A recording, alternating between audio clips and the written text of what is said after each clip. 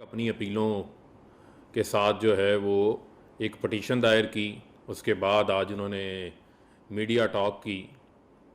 जो इन्होंने उसके अंदर पोजीशन ली है, आज मैं पूरी कौम को वो हकायक दोबारा से याद करवाना चाहता हूँ कि किस तरीके से जो है वो इस मुल्क का 3 बार का जो साबका नाहल वज़ीर आज़म है, वो वजारत उज़्मा के ऊपर जब राइज हुए तो किस तरीके से इन्होंने मुल्की ख़जाने को दोनों हाथों से ना सिर्फ लूटा, बल्कि उस ख़जाने को लूटने के बाद पाकिस्तान का कौम का पैसा मनी लॉन्डर करके बैरून मुल्क लेके जाते रहे। और वहाँ बैरून मुल्क में जाकर इन्होंने जिस तरीके से जायदादें ख़रीदी, वो किसी से ढकी छुपी हुई नहीं है। और जब आपके इल्म में है कि जब पनामा का फ़ैसला आया तो पनामा पेपर्स 3 अप्रैल 2016 को जो है वो सामने आते हैं और नवाज़ शरीफ जो है पनामा पेपर्स आने के बाद कौमी असम्बली के अंदर जाकर बयान देते हैं। ये हैं वो ज़राए हजूर जिन ज़रायों से लंदन की जो हैं वो प्रॉपर्टियाँ ख़रीदी गई हैं, और वो कौमी असम्बली के फ्लोर के ऊपर खड़े होके झूठ बोलते हैं। और इसके ऊपर 7 माह सुप्रीम कोर्ट जो है वो इनको मौका फ़राहम करती है। 7 माह सुप्रीम कोर्ट में इनको मौका फ़राहम किया जाता है कि ये अपने जो लंदन के फ़्लैट्स हैं 16A, flat number 17, flat number 17A, इसके ज़राए बताएं कि ये फ़्लैट्स इन्होंने कहाँ से हासिल किए हैं। लेकिन जो कौमी असम्बली में नवाज शरीफ का बयान था कि लंदन, दुबई और सऊदी अरब की प्रॉपर्टीज़ के ज़रायों के हवाले से, उससे ये टोटल पोजीशन चेंज कर लेते हैं सुप्रीम कोर्ट में और एक कतरी ख़त ले आते हैं, जो कतरी ख़त इनके लिए एक मजाक बन जाता है। और आज आकर ये लोगों को झूठ बोलते हैं, मलाइन करते हैं। 7 माह केस सुप्रीम कोर्ट सुनती है। सुप्रीम कोर्ट केस सुनने के बाद JIT बनाती है। JIT इनके केस में 3 माह JIT जो है वो तहकीकात करती है, उसमें अपनी रिपोर्ट जमा करवाती है। और JIT की रिपोर्ट आने के बाद पता चलता है कि इस मुल्क का वज़ीर आज़म, एक मुल्क का वज़ीर आज़म, और उसने इकामा रखा हुआ है, वो किसी एक और मुल्क की एक कंपनी के अंदर वहाँ पर नौकरी कर रहा है। अब आपके इल्म में है कि ख्वाजा आसिफ का भी इकामा था, वो वज़ीर दफ़ा भी थे, वज़ीर ख़ारजा भी थे। एहसन इकबाल वज़ीर दाखिला भी थे, वज़ीर मनसूबाबंदी भी बन गए, उनका भी इकामा था। यानी ये पूरी नून लीग इकामा लीग बनी हुई थी। एक मुल्क का साबका नाहल वज़ीर आज़म, नाहल होने से पहले इस मुल्क का वज़ीर आज़म है, किसी दूसरे मुल्क की एक कंपनी के अंदर वो वहाँ मुलाजमत भी कर रहा है। वो गार्ड की मुलाजमत भी हो सकती है, मैनेजर की भी मुलाजमत हो सकती है। जिस तरीके से ये कामें रखते रहे हैं, किसी से ढके छुपे नहीं हैं, उसके ऊपर डिस्क्वालीफाई होते हैं।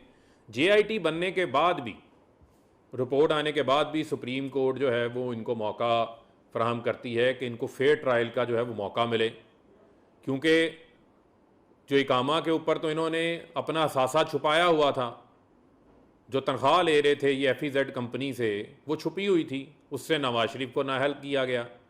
उसके बाद केस इनका नैब रेफरेंस दायर करती है और 1 साल 3 माह नैब कोर्ट जो है जज बशीर की अदालत इनका ट्रायल करती है। इनको मौका मिलता है कि आप अपनी सफाई पेश करें, लेकिन सफाई पेश करने के वक्त ये कैलबरी फंड ले आते हैं। जो कैलबरी फंड 2007 में आता है, ये इतने जालसाज हैं, ये कहते हैं 2006 में ही उस पर ट्रस्ट डीड बन जाती है जाली। और वो मरियम सफदर जो आज मीडिया पे खड़े होकर झूठ बोल रही हैं, उनकी अपना बयान मौजूद है कि मेरी लंदन में क्या, मेरी तो पाकिस्तान के अंदर कोई प्रॉपर्टी नहीं है। यानी कि खुलेआम टीवी के ऊपर आकर उन्होंने झूठ बोला हुआ है। ये मैं बात नहीं कह रहा, ये ऑन रिकॉर्ड बात है। और उसके बाद हसन नवाज जो मरियम सफदर के भाई हैं, वो टीवी के ऊपर आते हैं। 7 मार्च 2016 को एक निजी चैनल के ऊपर वो इंटरव्यू देते हैं और वो कहते हैं कि अल्हम्दुलिल्लाह ये जो लंदन के महलात हैं, ये महलात जो हैं वो हमारे हैं, इनको एक ट्रस्ट चला रही है और उनकी बेनिफिशियल जो ऑनर हैं वो उनकी बहन मरियम सफदर हैं। यानी एक तरफ मरियम सफदर ये कहती हैं एक टीवी को इंटरव्यू देते हुए, मेरी लंदन में क्या, मेरी पाकिस्तान में कोई प्रॉपर्टी नहीं है, और उन्हीं को आके उनका भाई झूठा साबित कर देता है एक निजी टीवी चैनल को इंटरव्यू देते हुए कि अल्हम्दुलिल्लाह इन फ्लैट्स की जो बेनिफिशियल ऑनर हैं वो उनकी बहन मरियम सफदर हैं। क्या मरियम साहिबा इतनी अखलाकी जुर्रत है, आपने आज कौम से माफ़ी मांगी आज तक उस बात के ऊपर? ये लूटमार की दास्तान ऐसे नहीं रुकी, ये पूरा ख़ानदान जो लूटमार करता रहा है ये किसी से ढकी छुपी है। आज इनको जज अरशद मलिक की वीडियो बड़ी याद आती है। आज तक उस जज अरशद मलिक की जो वीडियो है उसको ये एडमिसिबल फैक्ट के तहत उसको एविडेंस के तौर के ऊपर किसी अदालत में तो जमा नहीं करवा सके। सुप्रीम कोर्ट ने भी सुना, इस्लामाबाद हाई कोर्ट में भी सुना, क्यों नहीं जमा करवाते, करवाएं ना उसको जमा। और बुनियादी तौर के ऊपर मरियम सफदर को जो सज़ा हुई है वो इवन फील्ड अपार्टमेंट्स में हुई है। वो जज अरशद मलिक का उसके साथ कोई ताल्लुक़ नहीं है, वो जज बशीर ने नैब कोर्ट के इनको जो है वो सज़ा दी थी। और बुनियादी तौर के ऊपर मैं आज इनसे ये सवाल पूछना चाहता हूँ कि मरियम साहिबा आप ये बताएं, ये जो आपकी कंपनी थी, जो ऑफशोर कंपनियां थी आपकी नीलसन और नेस्कोल, ये इमरान खान ने बनाई थी या पाकिस्तान के किसी सिक्योरिटी के इदारे ने जाके बनाई थी? ये कंपनियां आप लोगों ने बनाई थी। ये कैलबरी फॉन्ट का झूठ जो है वो इमरान खान ने निकाला था या किसी इदारे ने निकाला था या अदलिया निकाल के ले आई थी? ये भी आपका किया धड़ा था। ये आपने कैलबरी फॉन्ट की जाली ट्रस्ट डीड जो है वो पेश की थी। और ये जो कतरी खत है ये किसी अदालत ने बनाया था या किसी पाकिस्तान के किसी इदारे ने बनाया था? ये कतरी खत का मजाक जो कि रद्दी की टोकरी में गया था, ये मजाक भी आपका ही बनाया हुआ था। और ये कैपिटल FEZ के जो इकामे थे, ये इकामे किसी इदारे ने बना के दिए थे। ये इदारे भी ये इकामे भी आप लोगों ने खुद बनाए हुए थे। और ये जो आपके एक दूसरे को कलीमुल्लाह सलीमुल्लाह यानी कि हसन नवाज शरीफ को पैसे दे रहा है, नवाज शरीफ मरियम सफदर को पैसे दे रहा है, ये जो कलीमुल्लाह सलीमुल्लाह करप्शन का पैसा एक दूसरे को देते रहे हैं, ये जो हिडन लोन्स थे ये कोई इदारा देता रहा है, कोई अदलिया देती रही है, ये भी आप खुद ही करते रहे हैं। अब मसला सिर्फ ये है कि ये लोग अपनी ज़ाती सलामती के लिए पाकिस्तान की कौमी सलामती के इदारों को मलाइन करने के हवाले से किसी भी हद तक जा सकते हैं। ये चीज़ पहले से आश्कार हो चुकी हुई है। जिस तरीके से नवाज शरीफ बैठ के इदारों के ख़िलाफ़ बातें करते हैं, आपके इल्म में होना चाहिए, मैं पाकिस्तान की कौम को ये बात बताना चाहता हूँ कि पाकिस्तान की जो कौमी सलामती के जो इदारे हैं, पाकिस्तान के जो सिक्योरिटी फोर्सेस हैं, ये पाकिस्तान की दिफा के लिए दिन रात एक किए हुए हैं। हमारे जवान, हमारे अफसरान पाकिस्तान की सरहदों की हिफाजत के लिए उन्होंने जानों के कुर्बानी दी हैं, दहशत गर्दी का कला कमा किया है। और एक जानिब वो ख़ानदान जिन्होंने सारी अपनी जायदाद दौलत सियासत के अंदर आके बनाई है। सिर्फ आपको एक चीज़ बताना चाहता हूँ कि मियाँ शरीफ की जो 1988 से 99 की जो tax return, tax income assess हुई है केस के अंदर 2016 PTD 296 के अंदर ये छपी हुई है, वो आमदन थी 9,36,000 रुपये मियाँ शरीफ की, जो आमदन वो बता रहे हैं। तो इससे इन्होंने अरबों रुपए के फ्लैट्स कैसे ख़रीद लिए? और ये कहते हैं 2006 में ये फ्लैट्स इनके पास आए थे। वो हसन नवाज का इंटरव्यू मौजूद है हार्ट टॉक में BBC में, जो 1999 में उन्होंने दिया। उन्होंने कहा कि हाँ मैं इन फ्लैट्स में रहता हूँ, पढ़ता हूँ, इनका किराया पाकिस्तान से आता है। चौधरी निसार कहते हैं ये फ्लैट्स मियाँ साहब के 90s में वो इनके घर जाते रहे हैं और इनके लीडरान वो बयान देते रहे हैं। आज आप कौम को अपनी चोरी बचाने के लिए जो है वो मलाइन नहीं कर सकते, ना हम आपको करने देंगे। ये वो फैक्ट्स हैं जो हम कौम के सामने आज फिर दोहरा रहे हैं, क्योंकि आप झूठ का सहारा ले रहे हैं, क्योंकि आपने करप्शन की हुई है। और क्या वजह है कि 3 साल से आपकी अपनी दायर की गई अपीलों के ख़िलाफ़ आप इल्तवाई ले लेती हैं। आज तक आपने अपना कोई केस मेरिट के ऊपर लड़ा है? आप मेरिट के ऊपर क्यों नहीं समाअत होने देती? क्योंकि ये जो कल आपने पटिशन दायर की है जिसमें आपने एक इस्लामाबाद हाई कोर्ट के साबका जज का सहारा लिया है, वो आप ये वो उसका मतलब ही ये है कि आपके पास मेरिट पे जो जज बशीर ने की नैब की अदालत ने आपको सज़ा सुनाई हुई है, उसके अंदर आपके पास मेरिट के ऊपर कुछ कहने को कुछ नहीं है। लिहाजा आप इधर उधर की बातों के पीछे सहारा ले रही हैं। और ये सारी दुनिया को आश्कार है कि किस तरीके से अफवाज पाकिस्तान को मलाइन करने के हवाले से भारत जो है वो कंपेन चलाता है। कोई एक ऐसा मौका हाथ से नहीं जाने देता जिस पे वो पाकिस्तान की अफवाज के ख़िलाफ़ जो है वो फेक न्यूज़ नहीं चलाता, मन घड़त जो है वो ख़बरें नहीं चलाता। और आज आपकी इस किस्म की कैंपेन्स के बाद मैं ये कहने पे मजबूर हो गया हूँ कि आप पाकिस्तान के जो इदारे हैं, जो सिक्योरिटी फोर्सेस हैं, उनके ख़िलाफ़ जो भारत कैंपेन चला रहा है उनको मलाइन करने के हवाले से, उसको मरियम सफदर पाकिस्तान के अंदर लीड कर रही हैं। आपको 3 साल पहले क्यों नहीं याद आया? आज ही आप पटिशन्स के अंदर एक इदारे के सरबराह का जो है वो नाम ले रही हैं, पहले आपको क्यों नहीं याद आया? और जिस जज का आप हवाला दे रही हैं, जिस जज को सुप्रीम जुडिशल काउंसिल में बातें ये याद आई, क्या उसको उस वक्त ये याद नहीं आई थी?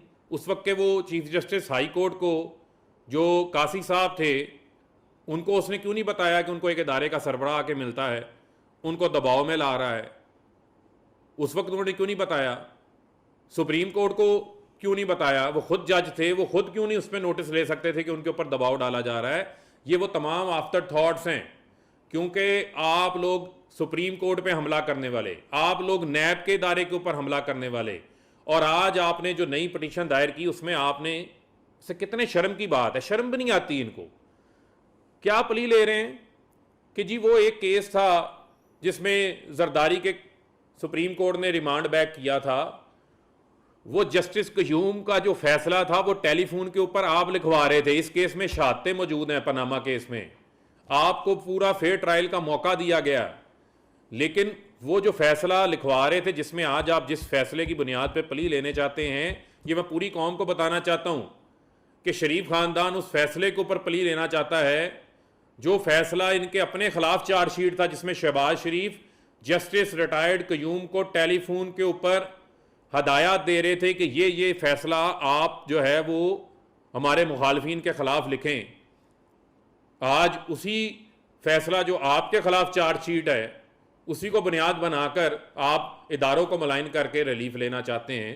आप अपने केस के ऊपर मेरिट पे आपके पास कहने को कुछ नहीं है, क्योंकि ये फ्लैट्स जो है वो आपने चोरी से हासिल किए हैं। और मुझे ये बताएं कि पाकिस्तान की अदालतों ने आपको पूरा फेयर ट्रायल का मौका दिया, किसको ये मौका मिला है? और ये मैं चैलेंज करता हूं, आपको तो जमानतें भी मिली हैं इलाज करवाने के लिए, नवाज शरीफ भगोड़े बन के मुल्क से बाहर बैठे हुए हैं, आपकी सजाएं नवाज शरीफ की बहाल हो चुकी हैं, जुर्माने के लिए नवाज शरीफ की जो जायदादें हैं पाकिस्तान के अंदर वो नीलाम होने जा रही हैं। और जो 4 फ्लैट्स हैं, जिन फ्लैट्स में आप छुपे हुए हैं, जो कौम का फ्लैट्स हैं, उसको वापस लाने के लिए भी जो है वो म्यूचुअल लीगल असिस्टेंस के तहत जो है वो आगाज़ हो चुका है।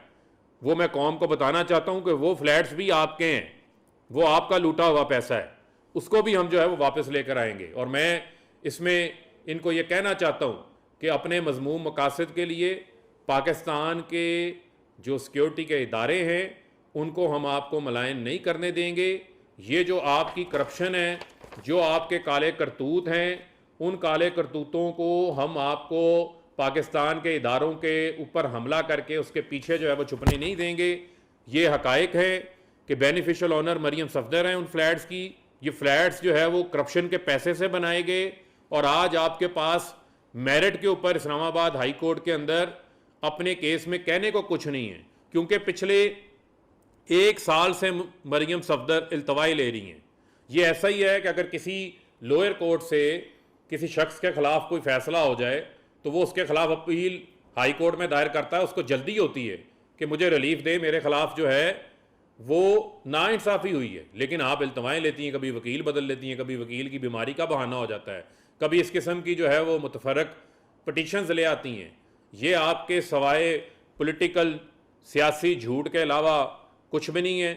मेरिट के ऊपर अदालत इनकी रोज़ाना की बुनियाद के ऊपर जो है वो इनकी समाअत करे और इनको जो है जो इनकी सज़ाएं हैं जो चोरी करने के ऊपर इनको हुई हैं उसके ऊपर दूध का दूध पानी का पानी जो है वो हो जाएगा। अगर आप में इतनी हिम्मत है तो मैं आपको चैलेंज कर रहा हूँ कि इस्लामाबाद हाई कोर्ट में जो आपकी अपीलें लगी हुई हैं वो कतरी खत के मजाक के अलावा, वो कैलबरी फंड की फ्रॉड के अलावा अगर आपके पास कोई चीज़ है तो ला के पेश करें।